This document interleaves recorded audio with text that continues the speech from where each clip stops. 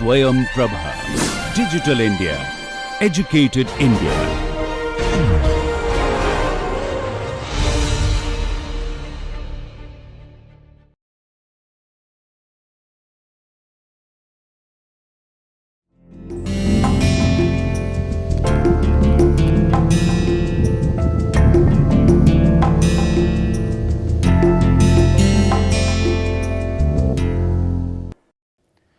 नमस्कार। आज इस लेक्चर श्रृंखला में हम लोग कृषक इतिहास के ऊपर केंद्रित इतिहास लेखन की बात करेंगे। यह आधुनिक भारत, औपनिवेशिक भारत के ऊपर केंद्रित लेक्चर श्रृंखला है।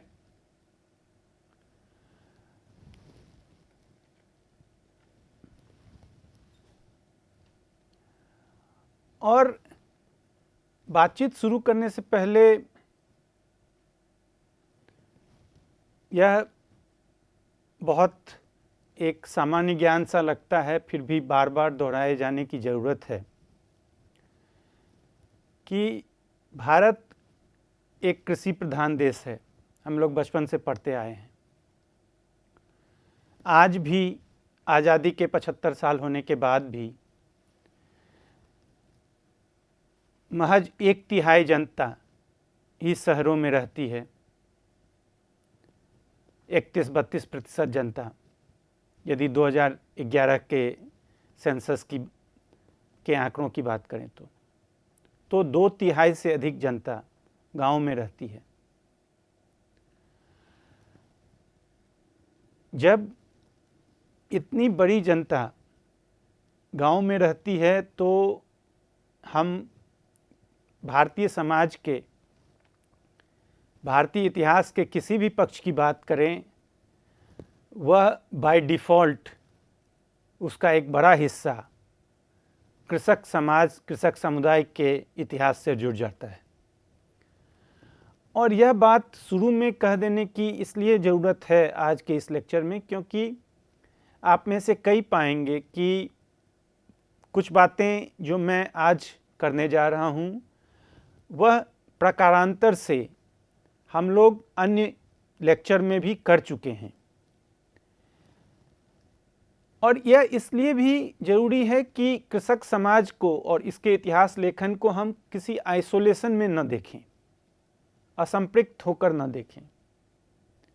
इसके तार श्रमिक इतिहास से जुड़ जाते हैं, उपाश्रयित चेतना के इतिहास से जुड़ जाते हैं, भारतीय स्वतंत्रता संग्राम में गांधीवादी आंदोलन से जुड़ जाते हैं।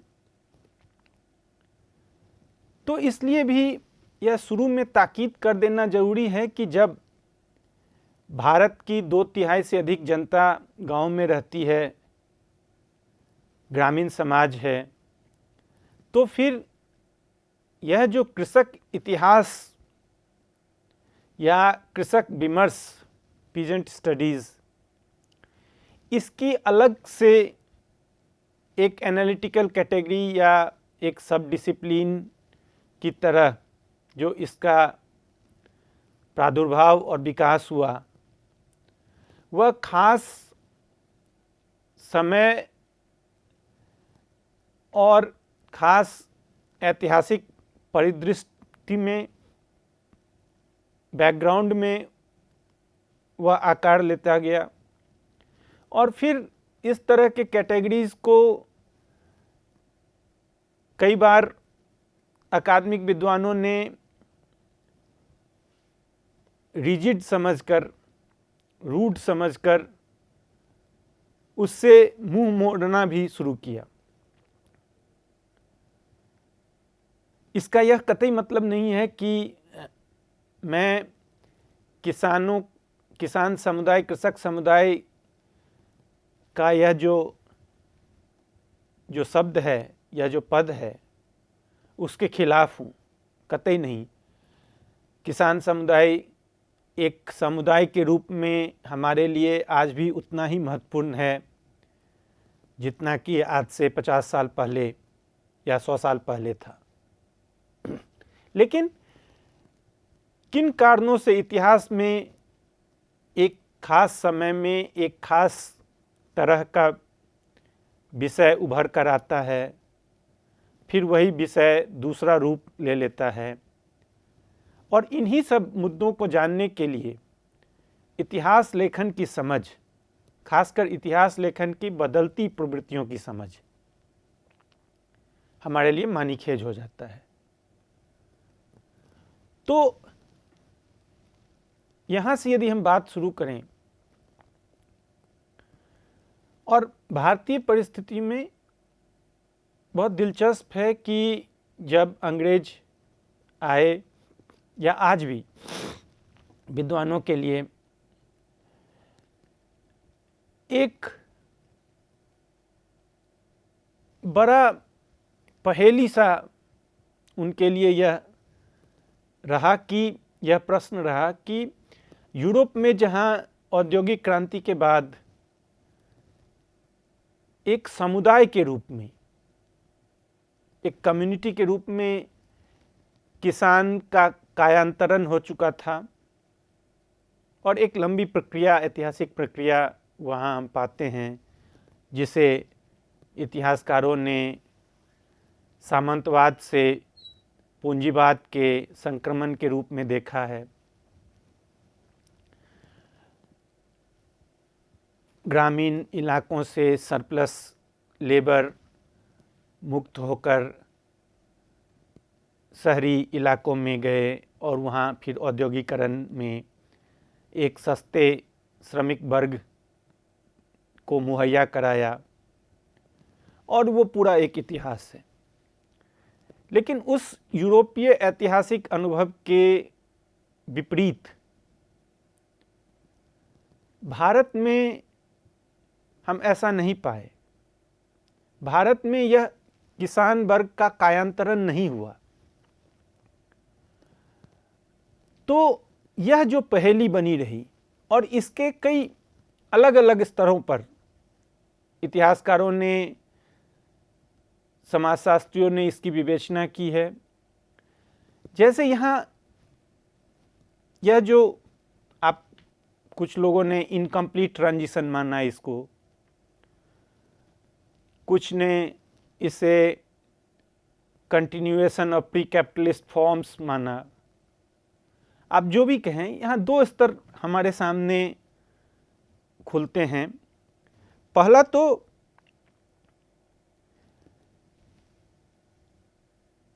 एक आधुनिक प्रजातांत्रिक लैंडस्केप है, जो बुर्जुआ मध्यवर्गीय है, और इसके मूल्य, इसकी संरचना उस आधुनिक प्रजातांत्रिक व्याकरण के तहत हो रही है। कानून का दायरा है, राष्ट्र राज्य का दायरा है।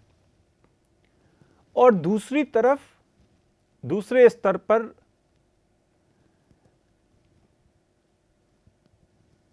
किसानों की राजनीतिक गतिविधियों की जमीन है। उनकी अपनी राजनीतिक शब्दावली है, उनका जीवन है, और इस दो के बीच खाई नजर आती है।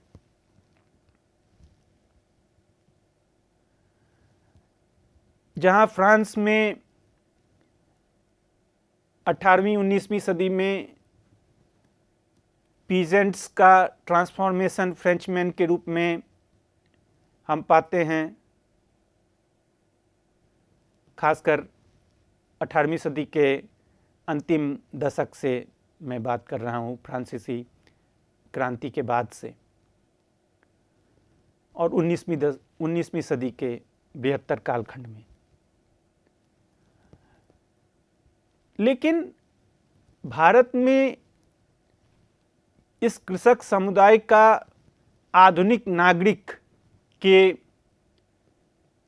व्यक्तित्व में कायांतरण की जब बात करते हैं, तो हमें कहीं न कहीं फर्क नजर आता है। एक तरह का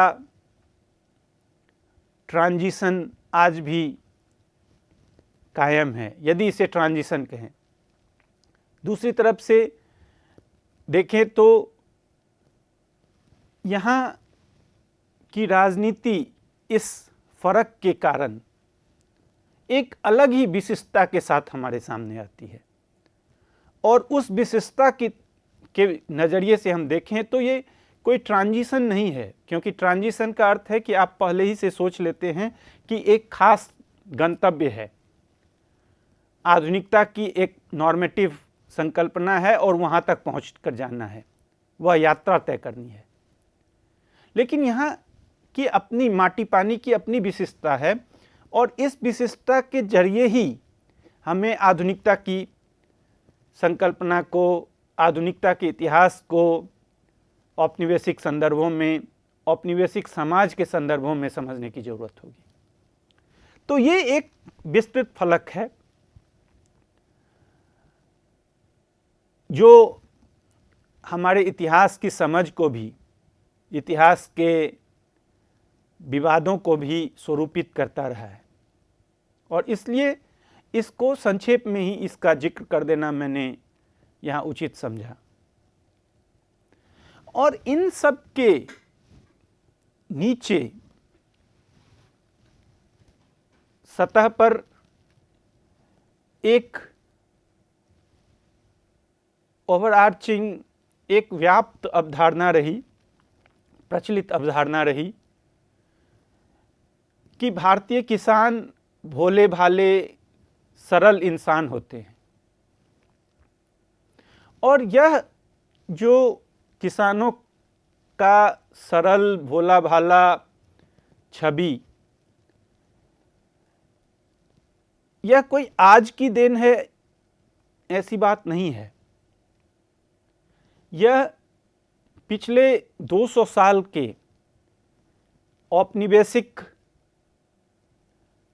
वैचारिकी की समझ है, और यह वह जमीन है, पिछले 200 साल का यह वैचारिकी का जमीन, यह विमर्श जिसने कृषक इतिहास लेखन को मूल रूप से स्वरूपित किया। लेकिन क्या यह वैचारिकी की जमीन ठहरी हुई जमीन है? क्या हमारी संकल्पना ठहरी हुई है किसानों के बारे में? कतई नहीं। यह बदलती रही है, और इसके जो बदलते आयाम हैं, इसके कुछ महत्वपूर्ण पड़ाव बिंदु भी हमारे सामने आते हैं, जिनके बारे में हम आज यहाँ बात करने आए हैं। तो हमारी जो यह इतिहास लेखन की यात्रा है आज की, यह एक बार फिर से हम 19वीं सदी से शुरुआत करते हैं इसकी। और बहुत शुरू में ही, 19वीं सदी के बहुत शुरू में ही हम चार्ल्स मेटकॉफ की तरफ इशारा करना चाहते हैं। उन्होंने 1810 में पहली बार ब्रिटिश इंक्वायरी कमेटी में विलेज रिपब्लिक शब्द का प्रयोग किया, और जितनी बातें मैंने अभी तक कही, इसके पीछे कहीं न कहीं वह ग्राम समुदाय की अवधारणा रही, जो कि जब चार्ल्स मेटकॉफ 1810 में इस शब्द का प्रयोग कर रहे हैं, वहाँ से हम पाते हैं कि जो अंग्रेज विद्वानों, सरकारी अफसरों की जो यह समझ बनी, उसमें अपरिवर्तनशील ग्राम समुदाय जो आत्मनिर्भर है, आत्मसंतुष्ट है, जो असंपृक्त है बाहरी दुनिया से, जो जड़वत है, यह छवि बनी। और यह छवि हम देखेंगे कि किस तरह से किसानों के सरल और भोले भाले छवि के जड़ में है और दोनों का इतिहास जुड़ा हुआ है। और पूरी 19वीं सदी में या बाद तक भी 20वीं सदी में भी यह जो आत्मनिर्भर, असंपृक्त, जड़वत ग्रामीण समुदाय है, इस छवि का बोलबाला रहा। और इसी की भिन्न रूपों में यह यूरोप में मार्क्स और हेगेल के विचारों, उनके सिद्धांतों का भी आधार बना जब वे ओरिएंटल समाज, प्राच्य समाज या फिर एशियाटिक मोड ऑफ प्रोडक्शन की बात करते हैं। और क्यों प्राच्य समाज परिवर्तनशील, विकासशील नहीं हुआ हेगल के वाङ्मय में, या फिर एशियाटिक समाज क्यों अपने को पूंजीवादी समाज, औद्योगिक समाज में परिवर्तित करने में नाकामयाब रहा मार्क्स के फ्रेम में, उनकी चिंताओं में। तो इन सब में कहीं न कहीं यह जो जड़वत ग्रामीण समुदाय है वह केंद्र में रहा। यहाँ मैं जाहिर सी बात है बहुत विस्तार से इस विषय पर नहीं जाऊंगा, क्योंकि हमें आगे अभी 200 साल की वैचारिकी को रेखांकित करना है। लेकिन इस 19वीं सदी के वैचारिकी में हम फिर मोनियर विलियम्स के राइटिंग्स को देखते हैं 1891 में, जहां वो एक बार फिर से बता रहे हैं कि मनु संहिता में वर्णित ग्राम समुदाय अब तक पिछले 2000 सालों में अपरिवर्तित रहा, जड़वत रहा। और इससे जुड़ा हुआ, इस असंपृक्त जड़वत समाज की अवधारणा से जुड़ा हुआ मुद्दा रहा कि जो छवि उभर कर आई कि गांव जहां एक तरफ स्वाभाविक, सामाजिक और स्थायी एक स्टेबल यूनिट रहा भारतीय इतिहास में, वहीं दूसरी तरफ राज्य इम्पोज्ड या कृत्रिम रहा और बदलता रहा, परिवर्तनशील रहा। तो यह जो एक तरफ गांव है और दूसरे तरफ राज्य है, एक तरफ ग्रामीण समुदाय है और दूसरे तरफ साम्राज्य, राजनीतिक इकाई, और इन दोनों के बीच में कोई तार, सैद्धांतिक तार हमें 19वीं सदी के वैचारिकी में नजर नहीं आता है।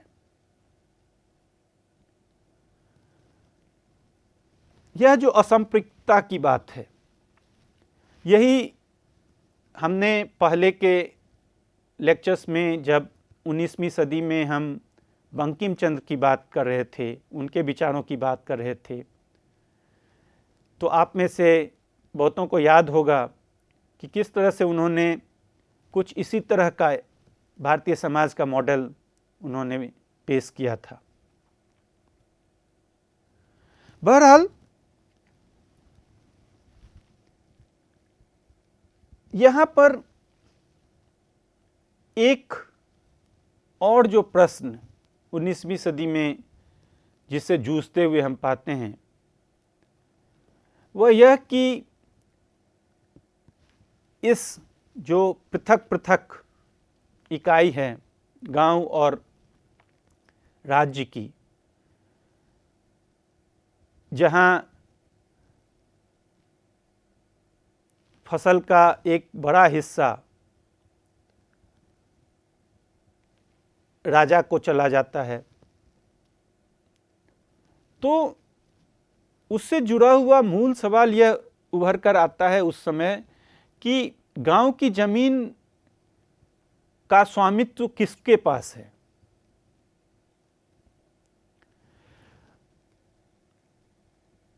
और एक आम कंसेंसस हम पाते हैं कि किसान अपनी भूमि के मालिक नहीं, उन्हें महज जोतने का कस्टमरी राइट्स कह सकते हैं, उसके उपयोग का हक था, और वास्तविक भूमि का मालिक या तो राजा या ईश्वर।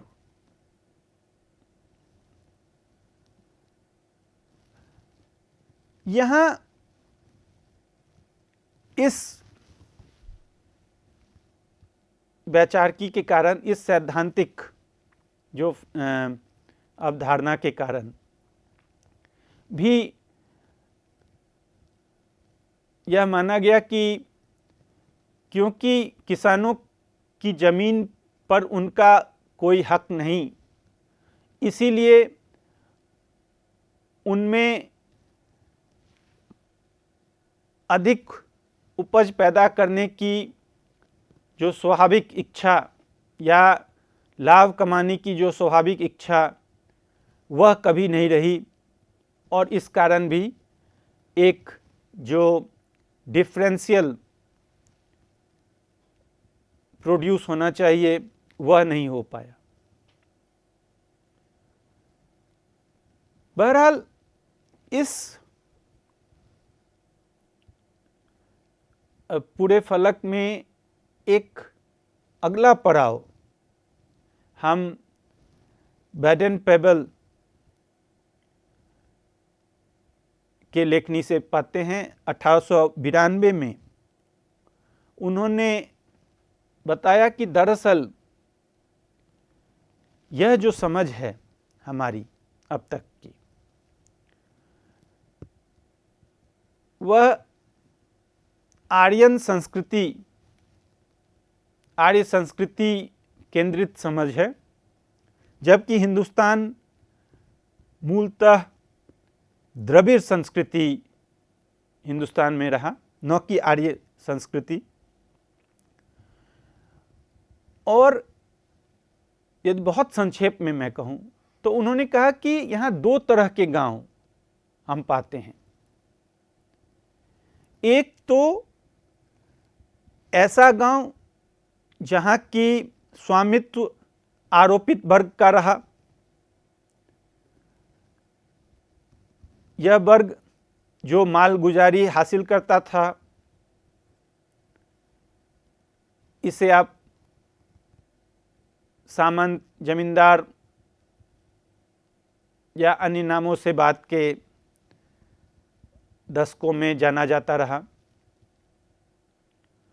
और दूसरे वे गांव रहे जहां दरअसल खेत का मालिक किसान ही रहा, रैयत रहा। और इस तरह से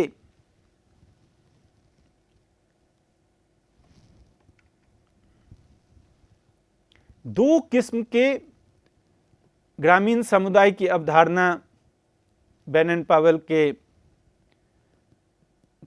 काम से हम जानते हैं, और इसका आधार कहीं न कहीं इस सब का सीधा ताल्लुक ब्रिटिश लैंड रेवेन्यू नीतियों से रहा। तो एक तरफ परमानेंट सेटलमेंट वाले गांव हुए और दूसरे तरफ रैयतवाड़ी सेटलमेंट वाले गांव रहे। साथ ही कुछ हिस्सों में महलवाड़ी सेटलमेंट के गांव आए। तो कम से कम हम इस तरह से 19वीं सदी के अंत तक आते आते ये 3 तरह के ग्रामीण समुदाय की संरचना देखते हैं।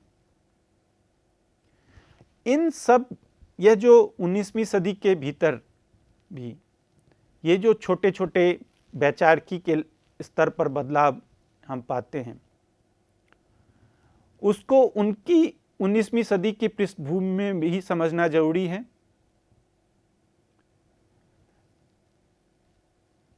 (1857) में की क्रांति में कृषक समुदाय की भागीदारी रही, खासकर वे क्षेत्र जो अब पश्चिमी उत्तर प्रदेश का जो इलाका रहा, वहाँ की बात करें तो, या अन्य दूसरे क्षेत्रों में भी, उन परिस्थितियों को समझने की भी ज़रूरत महसूस की गई, जिसके कारण किसानों में असंतोष अंग्रेजी सरकार को लेकर पनपा। तो फिर 1858 में बंगाल में नील विद्रोह हुआ। 1807 में नील दर्पण नामक बहुत प्रभावशाली नाटक दीनबंधु मित्रा ने लिखा। तो यह सब एक इस पृष्ठभूमि में भी 19वीं सदी में कृषक समुदाय, ग्रामीण समुदाय की अवधारणा, उस वैचारिकी को समझने की जरूरत है।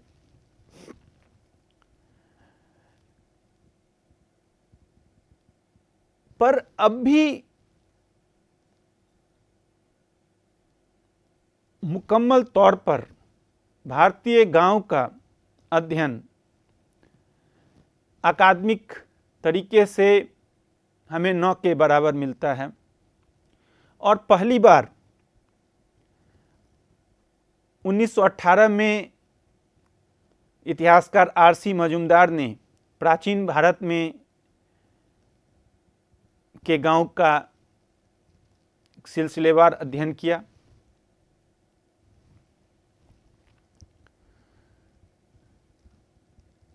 एम्पिरिकल डिटेल अध्ययन। और इसी समय राधा कुमुद मुखर्जी जो सोशियोलॉजिस्ट हुए, उन्होंने 1919 में बहुत इन्फ्लुएंशियल उनका शोध रहा और उन्होंने बताया कि यह जो असंपृक्त राज्य का मिथक 19वीं सदी में व्याप्त था, वह एक भ्रामक था, उसका ऐतिहासिक आधार नहीं था।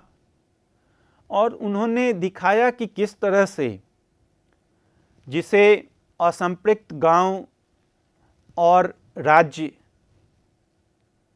माना जाता था और यह जो खाई बताई जाती थी, उनके बीच, गांव और राज्य के बीच संरचनाएं, राजनीतिक संरचनाएं थीं, राजनीतिक इकाइयां थीं, और जो कि इन दोनों को एक दूसरे से जोड़ती थी। तो यह एक बड़ा पड़ाव हम पाते हैं इस वैचारिकी में।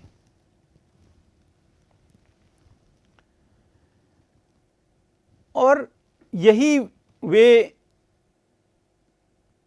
वह समय रहा जब 1917 में महात्मा गांधी चंपारण बिहार आए और वहाँ नील कृषकों के शोषण के खिलाफ आवाज़ उठाई और पहली बार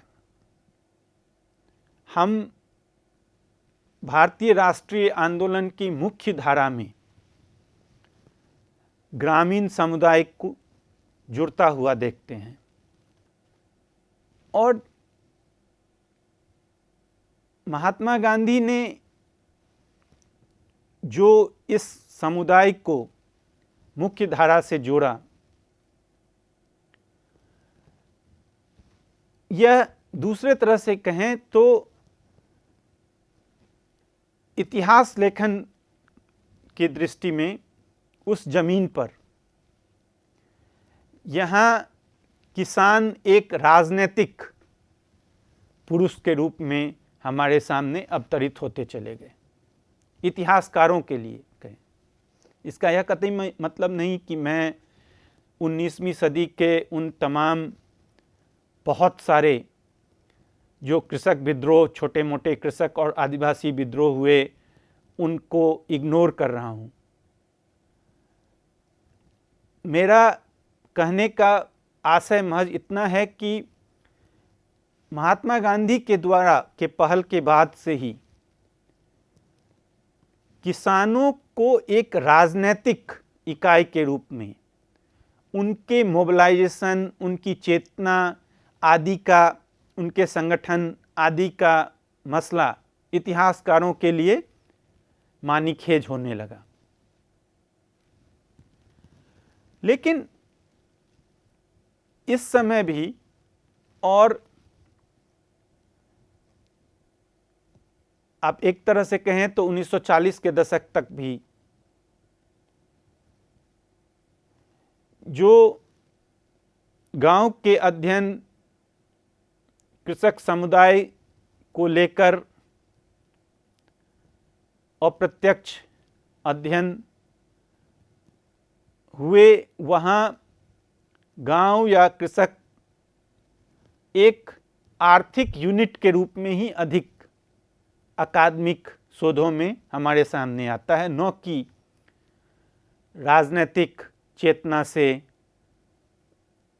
लैस कोई समुदाय। दूसरी तरफ इतिहास की जमीन पर भी किसानों के इतिहास को लेकर कम, कुल मिलाकर एक उपेक्षा का ही माहौल हम देखते हैं। जो ग्रामीण समुदाय या तो उसको आर्थिक यूनिट की तरह स्टडी किया जा रहा है इस दौरान, या फिर गांधीवादी नज़रिए से, जहाँ की गांव बगैर किसी भेद के, फिर से वही पुरानी बात, भोले भाले सरल ग्रामीण जनता का समाज, वही फ्रेम रहा। 1950 के दशक तक आप कह सकते हैं, और 1950 में नेहरूवादी आधुनिकता, औद्योगिकरण की ज़रूरत, इसलिए गांव के विकास की ज़रूरत आदि की ज़रूरत आदि महत्वपूर्ण बिंदु हमारे सामने आते हैं, जब पहली बार बड़े पैमाने पर ग्राम अध्ययन हम देखते हैं। एम.एन. श्रीनिवास एंथ्रोपोलॉजी की दृष्टि से, या उन्होंने जिस परंपरा की शुरुआत की ग्राम अध्ययन की, वह अगले 2-3 दशकों तक उसका बोलबाला रहा। उस परंपरा के भी कई अलग अलग पक्ष हैं। वह कोई मोनोलिथिक या एक ही किस्म का अध्ययन हो रहा था, ऐसी बात नहीं है। अलग अलग एंथ्रोपोलॉजिस्ट की स्थापनाएं अलग अलग रहीं, लेकिन उस विस्तार में जाने के बदले यहाँ गौरतलब यह है कि पहली बार 1950 के दशक से जो एकीकृत या आइसोलेटेड विलेज की जो अवधारणा थी, सेल्फ सफिशिएंट विलेज की अवधारणा, वो अब टूट रही थी, और जिसकी तरफ पहला आक्रमण हम देख चुके हैं कि राधा कुमार मुखर्जी ने ही 1920 से पहले ही कर चुके थे। 1960 का दशक अब इस बात के लिए शायद वैचारिकी तैयार हो चुकी थी कि यह जो ग्रामीण समुदाय की बात की जा रही है, वहाँ कृषक समुदाय की पहचान की जाए और कृषक समुदाय पर ध्यान केंद्रित कर उसकी संश्लिष्टताओं, उसके इतिहास, उसके ऊपर हो रहे शोषणात्मक प्रक्रियाओं को समझने की जरूरत। तो इतिहास में इस कृषक समुदाय की भागीदारी, उसकी उपस्थिति पर अब बेहद फोकस तरीके से आप कह सकते हैं इतिहासकारों के बीच यह बात शुरू हुई। यहाँ साथ ही मैं एक और खास हस्तक्षेप जिसका जिक्र करना चाहूँगा, जो बर्नार्ड कोहेन के कामों से हमें दिखता है। यहाँ एंथ्रोपोलॉजी और इतिहास, इसके बीच की खाई भी धुंधली पड़ती हमें नज़र आती है, क्योंकि एम.एन. श्रीनिवास की परंपरा या ग्राम अध्ययन की परंपरा जिसकी बात मैंने अभी कही, वहाँ इतिहास से कम ही ताल्लुकात रहा, लेकिन उस खाई को, उस अंतर को पाटने का काम बर्नार्ड कोहेन में हमें दिखता है, जब वे इस बात पर बल देकर कहते हैं कि यदि भारतीय समाज पर ब्रिटिश हुकूमत के प्रभाव को समझना है तो हमें गांव की संरचना में पिछले 150-200 सालों में आ रहे बदलावों की प्रक्रिया को समझना होगा।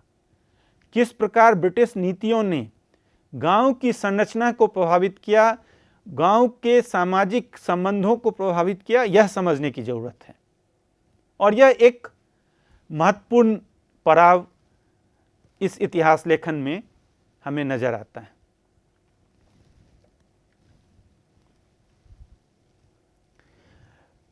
उन्नीस 1960 का दशक, जब पीजेंट स्टडीज जो एक जर्नल के तौर पर 1970 के दशक में हम देखते हैं, लेकिन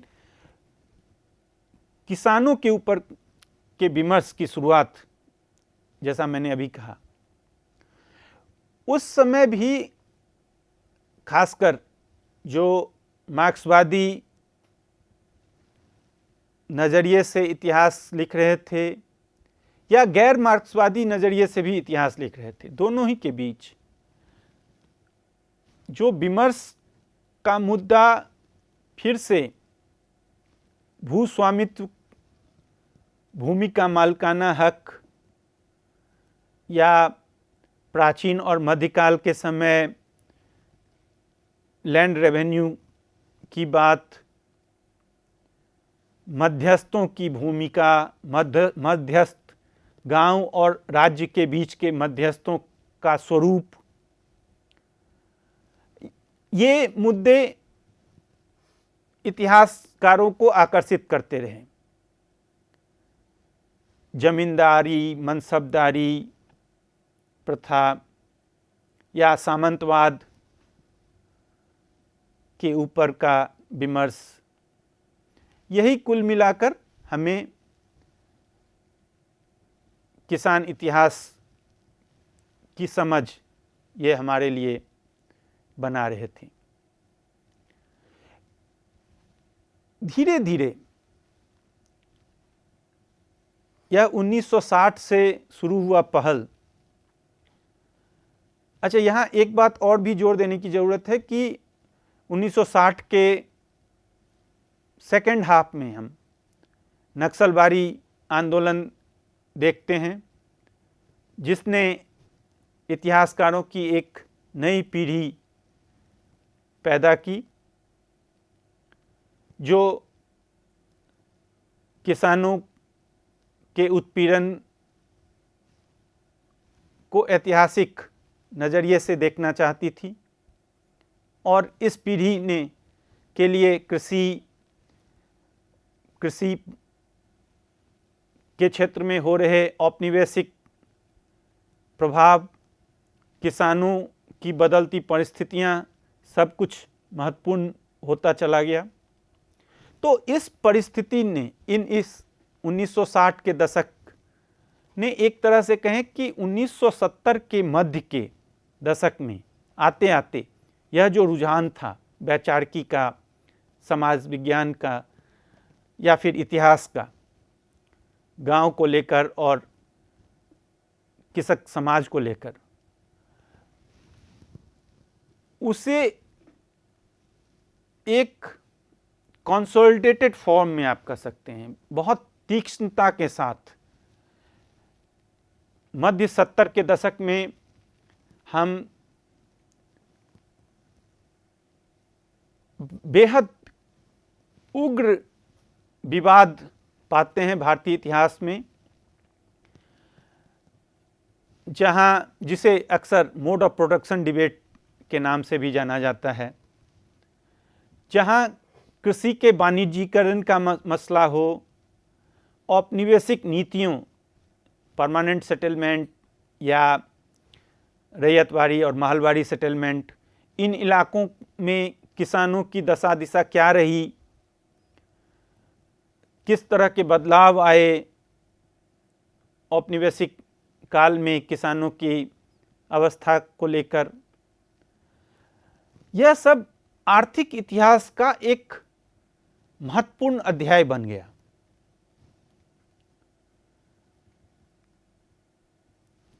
मोड ऑफ प्रोडक्शन डिबेट जब हम बात करते हैं, शायद मैंने पहले भी लेक्चर में इस बात को रेखांकित किया कि यह मार्क्सवादी नज़रिया इतिहास को समझने के लिए, उसमें यह एक अहम प्रस्थान बिंदु है, जो एक तरफ तो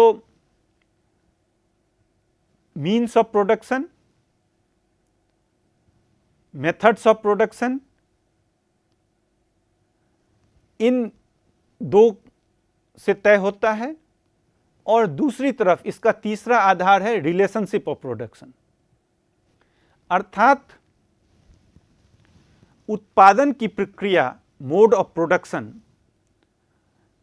का समीकरण, उत्पादन के साधन, उत्पादन के तरीके, जिसमें उत्पादन की तकनीकीगत पहलू, और तीसरा उत्पादन के संबंध, इन तीन पर उत्पादन की प्रक्रिया निर्भर करती है।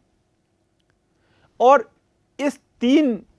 इस समीकरण के जरिए किसानों के इतिहास, उनकी बदलती परिस्थितियां, भारतीय ग्रामीण समाज की बदलती परिस्थितियां, इनको समझने का इसने एक फ्रेम दिया।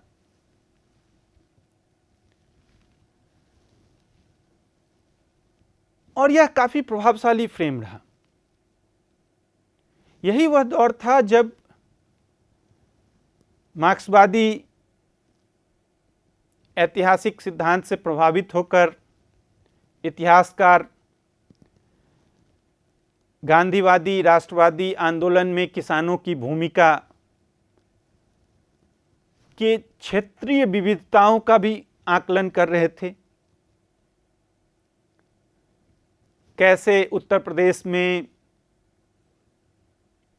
या फिर दक्षिण में, अलग अलग इलाकों में, बिहार में किस तरह से किसान भारतीय स्वतंत्रता आंदोलन में पार्टिसिपेट कर रहे हैं, इसका आकलन, जैसे चंपारण के संदर्भ में जैक पॉच-पौदास का काम, जिसमें उन्होंने दिखाया कि दरअसल चंपारण आंदोलन में महात्मा गांधी को समर्थन देने वाले और उस आंदोलन में शरीक होने वाले जो किसान थे वो किसानों के ऊंचे तबके से आते थे, न कि निचले स्तर के किसान थे। तो इस तरह से किसान समुदाय की भागीदारी का एक डिफरेंशिएटेड पिक्चर भी अब आकार लेने लगा था। और यहाँ से एक अलग प्रस्थान बिंदु हमारे लिए सबाल्टर्न स्टडीज़ के इंटरवेंशन से खुलता है, जिसकी बात हम विस्तार में पहले कर चुके हैं। लेकिन जो गौरतलब है वह यह कि, जिसे फिर से दोहराने की ज़रूरत है, कि रंजीत गुहा की अगुवाई में जो यह उपाश्रित इतिहास लेखन सबाल्टर्न स्कूल डेवलप हुआ 1980 के दशक के शुरुआत से, वहाँ अब कृषक चेतना की बात की जाने लगी और इस बात पर बल दिया जाने लगा कि कृषकों की भागीदारी को, उनकी राजनीतिक गतिविधियों को उनके नज़रिए से हमें देखना चाहिए, न कि किस तरह से राष्ट्रवादी शीर्ष नेतृत्व ने उन्हें कैसे उनका नेतृत्व किया। वह अब इस स्कूल के इतिहासकारों के लिए उतना महत्वपूर्ण नहीं था जितना कि पीजेंट कॉन्शसनेस, सबाल्टर्न कॉन्शसनेस, उनके terms of engagement, terms of intervention, और इससे एक राजनीति की भी एक डिसजंक्चर्ड लैंडस्केप आप जिसे कह सकते हैं, अर्थात राजनीति की जो जमीन थी वह कैसे टुकड़ों में बटी हुई थी, संकल्पनात्मक स्तर पर कहें या ग्राउंड लेवल पर राजनीतिक व्यवहार की दृष्टि से, राजनीतिक हस्तक्षेप के दृष्टि से। और इससे न मात्र किसान एक आर्थिक यूनिट से बहुत अलग हटकर राजनीतिक यूनिट के रूप में हमारे सामने आते हैं, बल्कि वह उनके अपनी सब्जेक्टिविटीज़, उनकी अपनी चेतना महत्वपूर्ण है। किन कारणों से, किस तरह वे राजनीतिक आंदोलनों में शिरकत कर रहे थे, भारतीय स्वतंत्रता संग्राम में शिरकत कर रहे थे, यह महत्वपूर्ण हो गया। डेविड हार्डिमन ने खेड़ा के संदर्भ में, गुजरात में खेड़ा के संदर्भ, मध्य गुजरात में खेड़ा के संदर्भ में इतिहास लिखा। ज्ञानंद पांडे ने उत्तर प्रदेश के संदर्भ में, शाहिद अमीन ने चौरी चौरा के संदर्भ में, स्टीफन हनिंगम ने उत्तर बिहार में हो रहे स्वामी विद्यानंद के अगुवाई वाले आंदोलन के बारे में लिखा। और एक ऐतिहासिक अध्ययनों की, किसानों की भागीदारी, उनकी राजनीतिक समझ के ऊपर एक मुकम्मल ज्ञान मांग में हमारे सामने अब आने लगा है। वाल्टर हाउज़र ने स्वामी सहजानंद और किसान सभा के ऊपर लिखा। तो यहाँ साथ में यह भी रेखांकित करता चलूं कि एक इसका दुष्परिणाम यह भी हुआ कि 1980 के उत्तरार्ध के से 1980 के दशक के अंतिम सालों से आप कह सकते हैं, धीरे धीरे किसान आर्थिक इतिहास से गायब होते चले गए और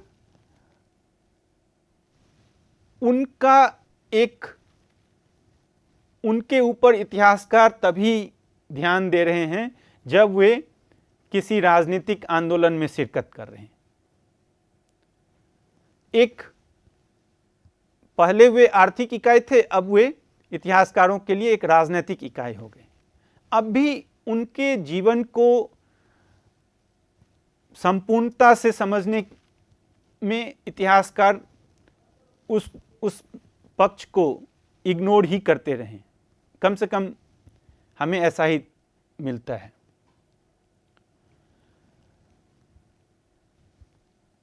दूसरी तरफ कहें तो मैं अपनी बात को यदि क्वालिफाई करता चलूं तो अब आर्थिक इतिहास में किसान समुदाय जो माइग्रेंट वर्कर के रूप में तब्दील हो चुका है, लेकिन साथ साथ जो अपने जड़ों के साथ निरंतरता कायम रखे हुए है, संपर्क बनाए रखे हुए है, क्योंकि यह सीजनल माइग्रेंट है। तो किसान और श्रमिक का जो दोहरा भूमिका है वह अब आर्थिक इतिहास के लिए केंद्र का विषय हो गया। तो इस तरह से आप देखेंगे कि जो मैंने रेखांकित करने का प्रयास किया है कि किस तरह से इतिहास में समय के साथ किसानों के बरक्स इतिहासकारों का रवैया बदलता रहा और इस बदलते रवैये ने किसान समुदाय की संकल्पना, उनकी भागीदारी, उनके राजनीतिक स्वरूप या उनके आर्थिक स्वरूप के मुद्दों को अलग अलग समय में हमारे इतिहास के पन्नों में अलग अलग तरह से उसकी संश्लिष्टता को सामने रखा।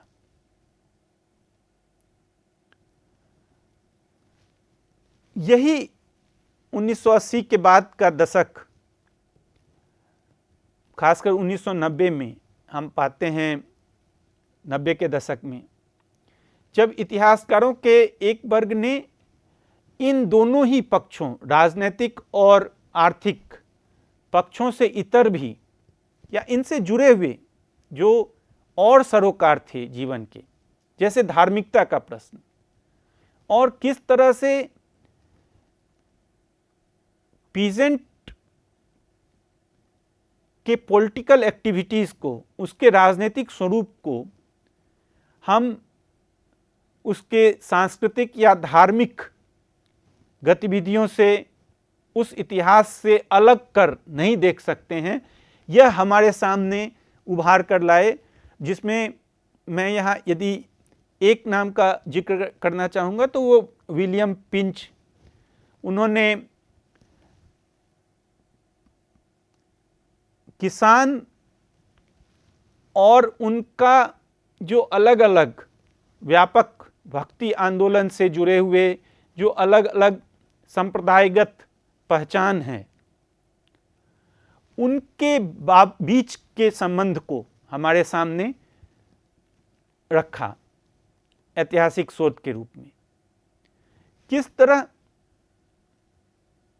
यही किसान एक धार्मिक संप्रदाय के नेटवर्क का आधार भी बनता है। जैसे यदि आप में से कुछ को बंकिम चंद्र की आनंद मठ का स्मरण हो, तो वहाँ हम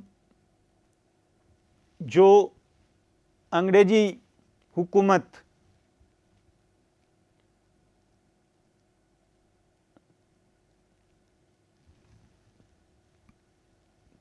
की जो तस्वीर पाते हैं,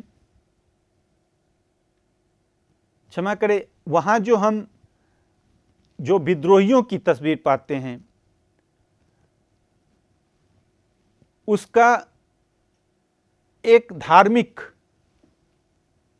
संप्रदायगत उसका स्वरूप है, जो भक्ति परंपरा, वैष्णव परंपरा आदि से जुड़ जाता है। तो इस तरह के जो नाते रिश्ते रहे राजनीति के, किसान समुदाय के, उसकी तरफ भी इतिहासकारों ने ध्यान देना शुरू किया। यही समुदाय है जो कि मध्यकाल से ही हम देखें, जो सिप और बाद में कंपनी प्रशासन के समय खासकर जो सिपाही वर्ग भी बनता है, जो मिलिशिया का भी रूप लेता है, तो जो सैनिक का भी कार्य करता है। तो ये जो किसान के अलग अलग स्वरूप हैं, अलग अलग पक्षों के इतिहास की तरफ हमें ले जाते हैं।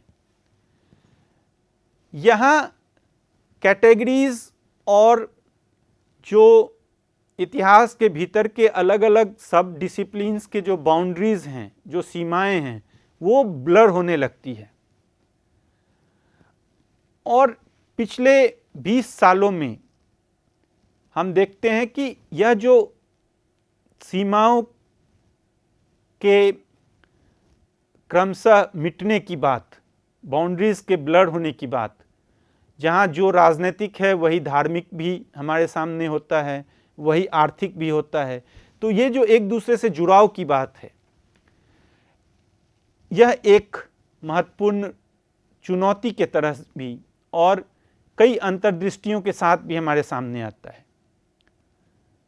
और अब एंथ्रोपोलॉजिस्ट और इतिहासकारों के बीच का जो डिसिप्लिनरी बाउंड्री है, जिसे बर्नार्ड कोहेन के समय ही ध्वस्त होता हम देख रहे हैं, वह और भी बहुत फ्रूटफुल तरीके से हमारे सामने वह ब्लरिंग आता है। नए तरह से शोध हो रहे हैं और किसानों की भागीदारी को भी नए तरीके से, नए सवालों के साथ हम उनकी स्मृतियाँ, उनके अतीत की बात करते हैं। जैसे विनायक चतुर्वेदी ने जब मध्य गुजरात के किसानों की भागीदारी के ऊपर काम किया, उस इतिहास को काम किया, तो उन्होंने उसे पीजेंट्स हिस्ट्री न कहकर पीजेंट्स पास्ट कहा, और वह भी एक प्लूरलिटी के साथ, बहुवचन में यह अतीत है। तो यहाँ कहने का मूल आशय है कि एक तरफ तो पीजेंट कैटेगरी की जो रूढ़िगत बातें हैं उस पर सवालिया निशान उठाए जा रहे हैं। जहां 1970 और 80 के दशक में पीजेंट की परिभाषा को लेकर विवाद हो रहे थे, अब इतिहासकार उन परिभाषा जनित विवादों से बचकर अधिक पैने सवाल हमारे सामने उभार कर ला रहे हैं, जिससे इतिहास की हमारी समझ एक साथ अधिक संश्लिष्ट हो रही है और दूसरे तरफ उसमें अधिक क्लैरिटी भी आ रही है। तो दोस्तों, मैं यहाँ अपना यह लेक्चर समाप्त करता हूँ। आगे अगले लेक्चर में इसी तरह एक नए विषय के साथ हम लोग बात करेंगे और उस विषय के ऊपर जो इतिहास लेखन की बदलती प्रवृत्ति, इतिहासकारों के बदलते सरोकार रहे हैं, उसके बारे में हम बात करेंगे। शुक्रिया।